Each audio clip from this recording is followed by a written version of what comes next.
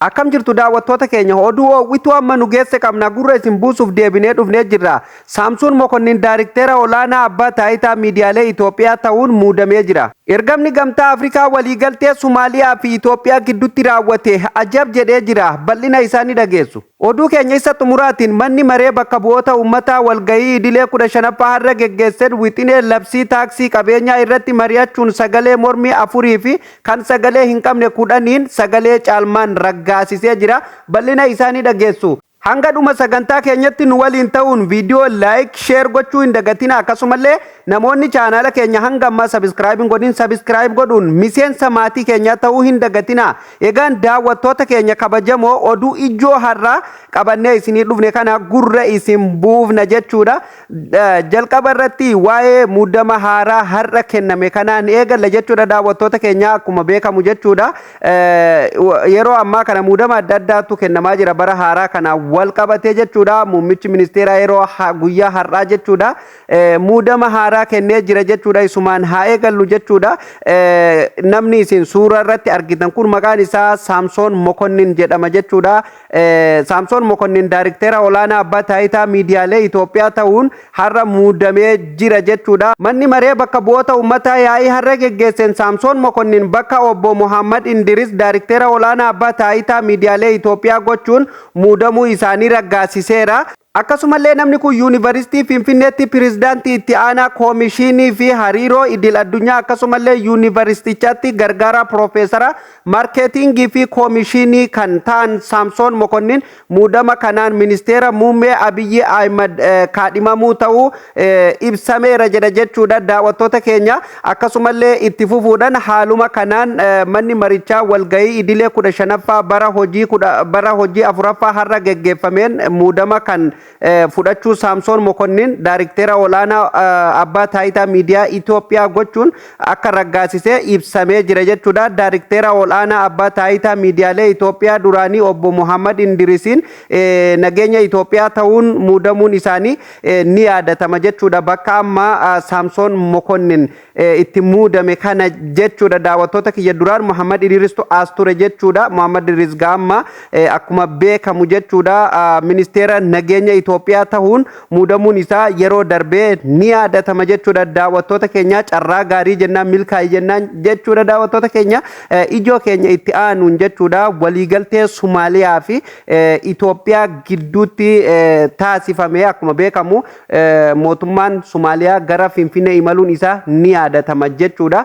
Suuraa tokko yoo yaadatan ta'e kan amma iskiriin irratti argitan kana anillee yeroo hedduu isiniif maxxansaa ture muummicha ministeeratii fi akkasumallee muummicha ministeera Somaalii yookaan bulchaa mootummaa Somaaliyaa jechuudha yeroo waliin kolfan Finfinneetti suuraan bahee jira jechuudha. Suuraa kana immoo namoonni hedduun dinqisiifatee namoonni hedduun waliigaltee irra gaame moo maal waan jedhamu jechuudha.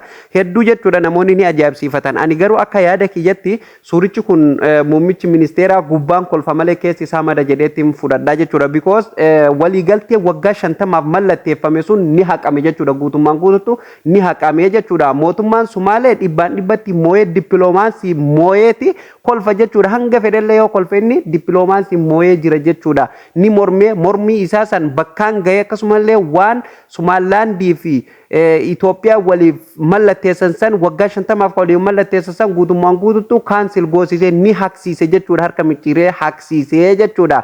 Dhugaa rabbii hedduu jechuudha.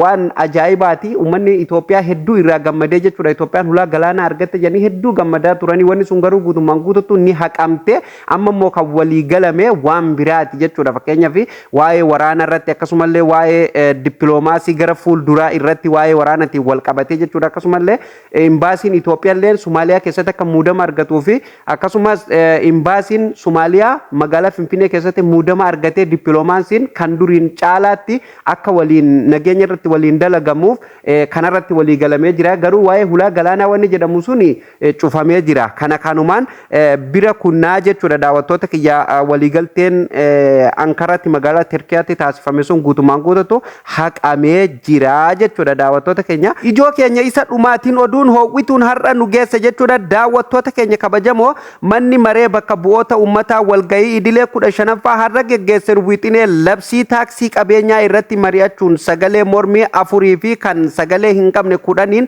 sagalee caalman akka raggaasifame ifoomsee jira jechuudha daawwattoota keenya akkaataa labsicha qabeenyaa kamiifuu maallaqni taaksii itti kafalamu gatii qabeenyaa kana qaama aangoo kannamee fi shallagamee parsantaa 25 irraa kan muratu ta'u kunis taaksii mirgaa fi itti fayyadama lafaa waggaatti gatii qabeenya parsantaa 25 keessaa 0.2 hanga parsantaa 1 kan ta'u kafalamaa jedha jechuudha daawwattoota keenya waan ajaa'ibaati gaa kuni waa'ee taaksiitiin wal qabatee jechuudha taaksiin gamoo yookaan jechuun gamoo jechuun ni beektan jee yaadaga malga imaaraa jedhama miti afaan arabaatiin yookaan biillaa akka biyya keenyatti gamoo gurguddaa walumaa galatti jechuudha taaksiin gamoo yookaan mana jireenyaa ammoo gatii qabeenya parsantaa 25 keessaa 0 parsantaa 0.1 hanga parsantaa 1 akka kafalamu murtaa'ee jira jedha hedduu dhugumatti ajaa'iba waa'een Itoophiyaa tun hedduu kan nama dhibu jechuudha daawwattoota kiyyaa waa'ee mana jireenya illee haala kanaan jechuudha shallaganii lafa kaayan jechuudha walgahiin yookaan labsiin har'a taasifame jechuudha mana maree bakka bu'oota ummataatiin kan taasifame isa kana jechuudha daawwattoota kiyyaa ammallee labsiin ragga'e kun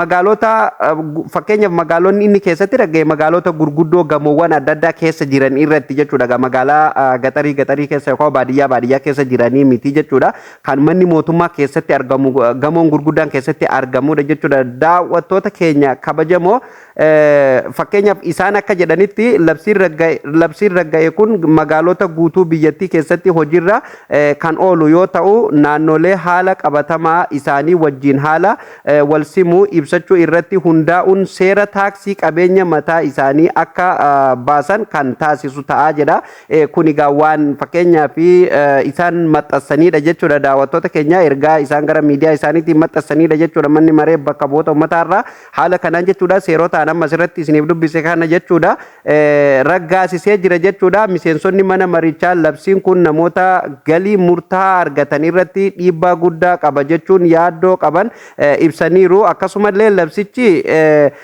labsichi galiin taaksii qabeenya irraa argamu kan bu'uuraalee misoomaa kamiifuu akka oolu ifatti kan ibsame ta'uu akka hin qabne kaasaniiru jechuun wanti kun hawaasa ni miidhallee ni fayyadallee maaliif fakkeenyaaf gaafa parsantaan kaayame eenyumtuu miskiinillee parsantaa hanga seerri jedhu hanga sanii gaditti illee jiraatu hin danda'u jechuudha dhugaa rabbi biyya keenya keessatti akkuma beekamu waan tokko seerri fakkeenyaaf parsantaa 25 jedhee yoo murteesse jala deemtu mootummaa yookaayyuu waan namoonni seera san geggeessuuf dhimma san raawwatuuf waan sanitti akka dhimma bayan barbaadan jechuudha kana jalaani kan mootummaa parsantaa 25 kaa'e kana isaan parsantaa meeqa sitti himan parsantaa 30 sitti himanii jechuudha waan mootummaan parsantaa 10 kaa'e kana parsantaa meeqa godhanii himan parsantaa 15 godhanii himanii jechuudha kana keessatti immoo kan miidhamu miskiina yookaan hawaasa magaalaa san keessa jiraatu jechuudha waa'ee taaksileetii wal qabatee jechuudha daawwattoota keenya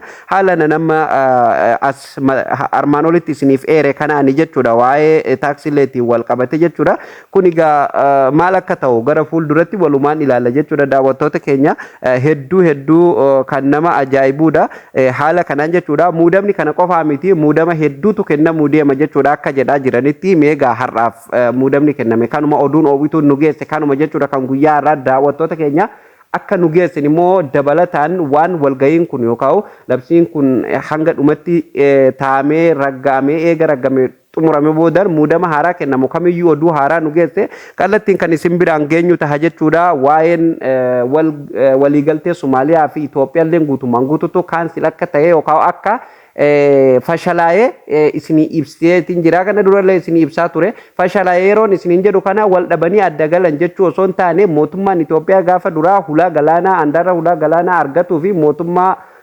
Somalilaandii waliif mallatteessanii turan waggaa 50 jechuudha. Sun guutummaan guututu sirrii miti waan birmaddummaa uummata Somaaliyaa tuquu waan jedhamu mootummaan Somaaliyaa mormee ture jechuudha. Hedduu mormee ture. Sababa saniin kan wal qabate walitti araarsuuf jedhanii gara Turkii kan yaamamanii magaalaa Ankaraatti jechuudha.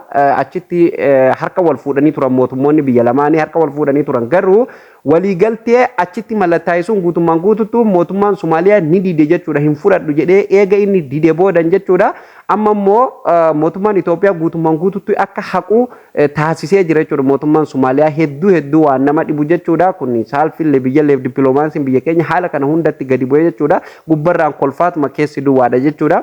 Egaa daawwattootaaf kabajamtoota oduun ijoon keenya kan har'a isiniif qabadhee dhufe kana fakkaata. Namoonni chaanaal keenyaaf haaraa taatan subscribe godhaa miseensa maatii keenyaa ta'uu hin dagatinaa. Ijoo keenya itti aanu hamma walitti deebinutti nagaa ta'a.